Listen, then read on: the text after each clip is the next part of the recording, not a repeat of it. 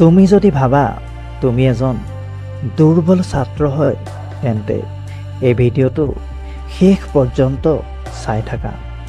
বিশ্বাস কৰা, কোনো ধেমালি নহয়, চিৰিয়াছ টপিকত কথা পাতিছোঁ।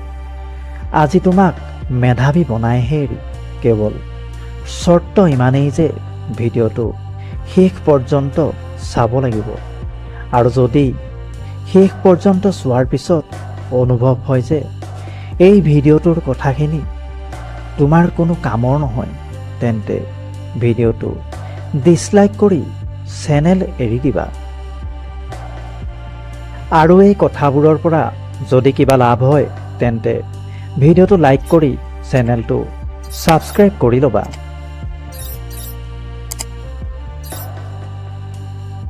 প্ৰথম হাৰ্ডৱৰ্ক, যদি তুমি পঢ়াত দুৰ্বল তেন্তে কেৱল মাত্ৰ তোমাৰ কাৰণে এটাই শ্বৰ্টকাট আছে আৰু সেইটো হ'ল হাৰ্ডৱৰ্ক। এনেকুৱা নহয় যে হাৰ্ডৱৰ্ক কেৱল মেধাৱী ছাত্ৰ ছাত্ৰীসকলেহে কৰিব পাৰে। দুৰ্বল ছাত্ৰ ছাত্ৰীয়েও কৰিব পাৰে আৰু মেধাৱী ছাত্ৰ ছাত্ৰীয়েও কৰিব পাৰে। এটা কথা মগজুত ভৰাই লোৱা, hard work beats talent when talent does not work hard। বুজিবলৈ চেষ্টা কৰা, কিবা এটা ছাবজেক্ট সম্পূৰ্ণ কৰোঁতে এজন মেধাৱী ছাত্ৰক 3 ঘণ্টা লাগে, তেন্তে এজন দুৰ্বল ছাত্ৰক কিমান সময় লাগিব? খুব বেছি 6 ঘণ্টা। যদি 6 ঘণ্টা তেওঁ কৰি লয় তেন্তে সিমানখিনি কৰি ল'ব যিমানখিনি এজন মেধাৱী ছাত্ৰই কৰি থৈছে। আৰু ভুলক্ৰমে যদি তেওঁ 9 ঘণ্টা কৰি লয় তেন্তে মেধাৱী ছাত্ৰজনৰো বাপ বনি যাব। সেয়ে সদায় ফ'কাছ কৰা হাৰ্ডৱৰ্কত। আৰু স্মাৰ্ট ৱৰ্কৰ কথা মোক নক'বা। স্মাৰ্ট ৱৰ্ক আহে হাৰ্ডৱৰ্কৰ পাছত। প্ৰথমে হাৰ্ডৱৰ্ক কৰি লোৱা, তাৰপিছত কৰি থাকিবা স্মাৰ্ট ৱৰ্ক।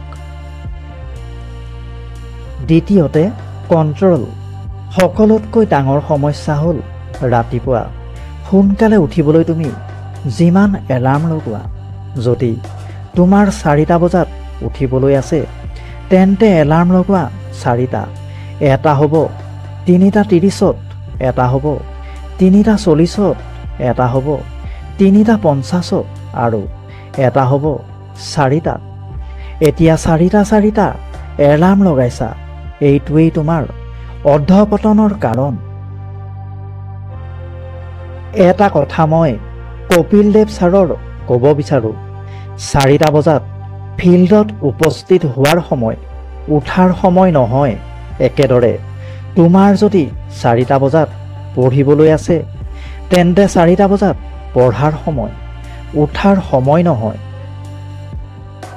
তোমাৰ যদি সঁচাকৈ 4টা বজাত পঢ়িবলৈ আছে তেন্তে উঠা 3:30ত। এলাৰ্ম লগোৱা কেৱল এটা। প্ৰথম বিজয় হ'ব প্ৰথম এলাৰ্মৰ পৰা। এটা এলাৰ্মতে তুমি উঠি যাব লাগিব। আজিলৈকে যদি তুমি এলাৰ্মৰ পৰা জিকিব নোৱাৰা তেন্তে কি ষ্টাডি কৰিবা? তুমি থাকিব দিয়া, তোমাৰ দ্বাৰা একো নহ'ব। কথাবোৰ তোমালোকৰ বেয়া লাগিব পাৰে, কিন্তু মোৰ এই কথাবোৰ যদি মানি লোৱা তেন্তে পৰীক্ষাত ভাল ৰিজাল্ট পাবা। তৃতীয়তে ইফেক্টিভনেছ। আজি মই যিবোৰ কথা ভিডিঅ'টোত ক'লোঁ, ভিডিঅ'টো 1000 জনে চাব, কিন্তু ফ'ল' কেৱল 10%হে কৰিব। 1000 জনে ক'ব মই ফ'ল' কৰিম, কিন্তু শেষলৈকে যিবোৰে মানি চলিব তাত থাকি যাব কেৱল 10%হে। তেন্তে ৰিজাল্ট কাৰ আহিব? কেৱল সেই 10%ৰ।